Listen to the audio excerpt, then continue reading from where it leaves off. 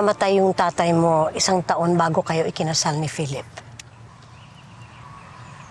Yung nanay mo naman, 2 taon ka pa lang nung na-aksidente siya sa plantang tinatrabahuan niya.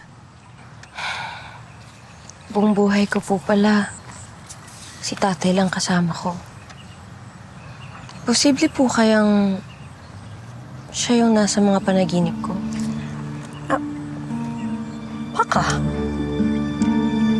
Siguro, maganda yung pinagsamahan niyo noon. Kaya siya yung pinapanaginipan mo.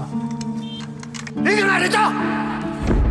Ikaw ang dahilan bakit na naman Tumigil ka!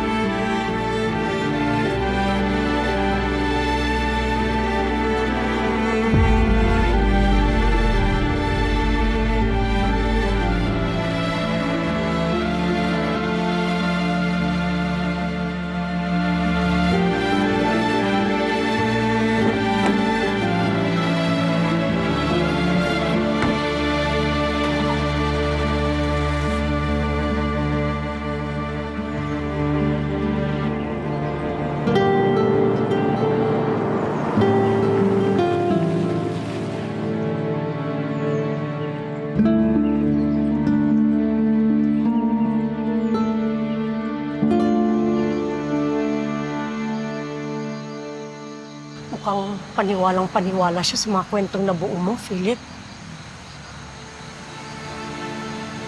Walang dahilan para hindi siya maniwala.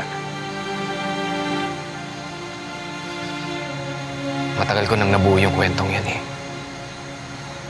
Lahat na lang kasi naisip mong pagtakpan.